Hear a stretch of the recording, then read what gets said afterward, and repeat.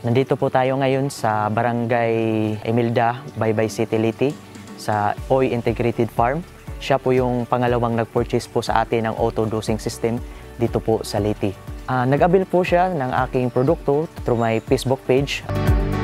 Naka-experience ko pag gamit o automatic dosing system ngari sa ila ka Sir Marlon Oy, maayo siya gamiton kay okay ra niya, dali ra sad kaayo ang ato mga panglihok para sa pagtanom og lettuce. Pwede na nato i-direct sowing, di na ta moagig mga seedling tree kay siya ra automatic mohatag sa mga nutrients ug panginahanglan sa atong tanom nga lettuce.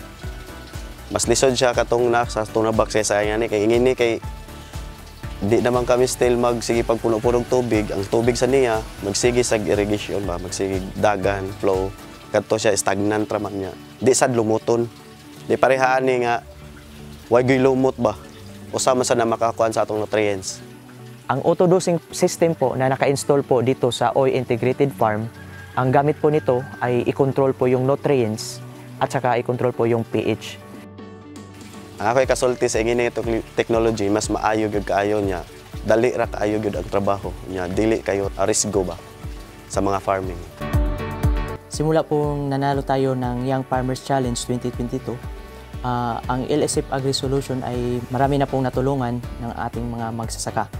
Ang LSF Agri Solution po ay nagpapasalamat po sa Young Farmers Challenge kasi doon simula po tayo ng nag-start up hanggang nanalo po tayo sa regional.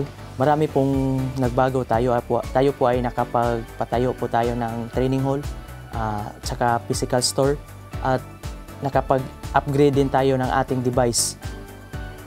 Nagkaroon po tayo ng mga invitation sa iba't ibang sektor, other provinces at ibang private individual na gustong sumubok o gustong magamit nila ang ating produkto. Sa ngayon, may nabinta na po tayong about 20 units.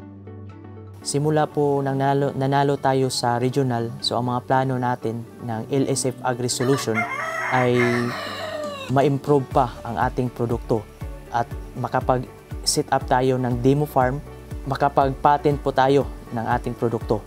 Tapos sa national naman, ay ang plano po ng LSF Agri Solution ay makapag-establish ng official website. Lahat po ng produkto ay mabibenta niya through online. Hindi lang sa website, pati na din yung mga social media platform. Sa national, kung manalo po tayo ng upscale sa national, so bibili pa tayo or mag-improve or mag-build up pa tayo ng ibang produkto or ibang unit na iba't ibang features. Mag-additional tayo ng components and spare parts.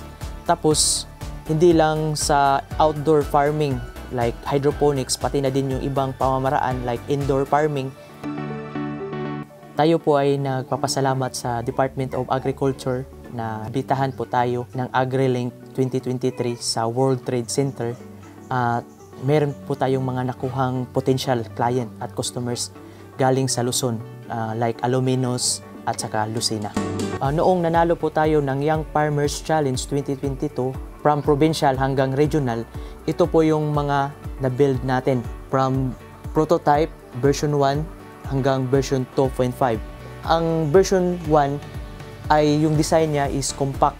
Compare sa version 2.5 is compact din siya pero nag-release tayo ng 4 dosing. So ibig sabihin sa version 1, 2 dosing siya, then version 2.5 nag-release tayo ng 4 dosing system. So dito sa version 3, may mga nagbago na. So yung dosing pump niya is detachable na siya.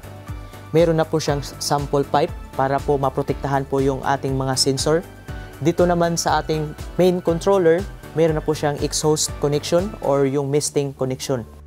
Kung mananalo po tayo ng upscale sa national, so ang plano ni LSF Agri Solution ay ma-improve pa ang ating produkto gaya ng online monitoring or IoT. Lahat ng end user ni LSF Agri Solution ay pwede nilang i-monitor yung ating device kahit saang lugar man sila basta may internet connection.